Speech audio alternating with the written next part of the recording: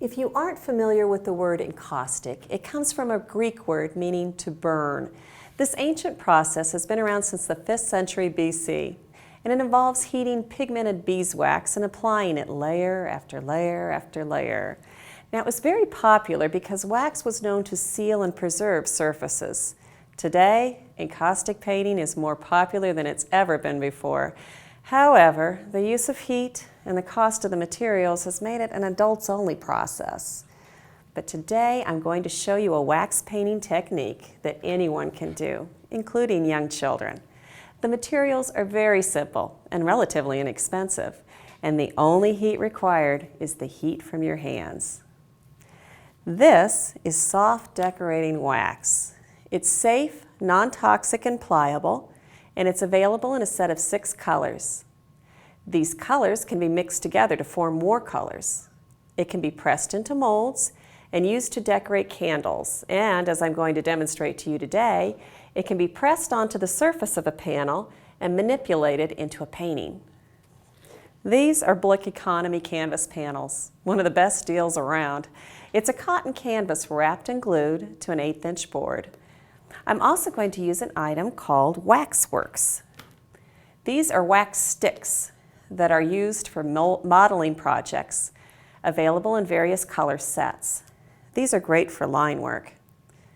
Now, I've made a sketch on a canvas panel, just a very, very simple shape, nothing too complicated. I'm also using a rather small canvas. Although this wax applies relatively easily, the hands do get tired from pressing large areas, so I recommend starting small. I'm going to use the Waxworks sticks to create an outline first. I bend and press it down over my lines on the canvas panel. It's very, very easy to manipulate, and as you can see, it doesn't even require glue. It sticks immediately. I have a piece over here with the line in place. If you press down, you get a flatter line, as I've done here. Once the outline is complete, I'll fill it in with the decorating wax. The wax can be cut apart with scissors so that you can distribute it around a classroom. Take a small amount and work it with my fingers, or I can roll it in the palm of my hands to soften it just a bit. Then, as if I'm finger painting, I apply it to the canvas, like so. The thinner you make the wax, the lighter the color will be. You could also use a rolling pin or a handheld roller to push the wax down. Working in a warm room will help make the wax softer, but avoid direct sunlight or heating elements because it will quickly melt to an unusable state. Colors can be mixed before applying, or you can mix directly on the canvas, as I'm doing here. There's really no need to apply extra heat, just pressure. All right, I have a finished piece over here to show you. Now the surface is still very soft, so it could be easily damaged. If you want to protect it, simply spray it with a coat of Krylon Crystal Clear. I have a couple of options that I'd like to show you as well.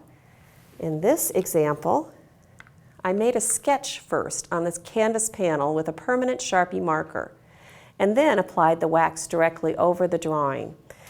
You can see that the wax is translucent, so the drawing shows right through. I also took a wooden modeling tool and carved lines directly into the wax so that the white canvas comes through.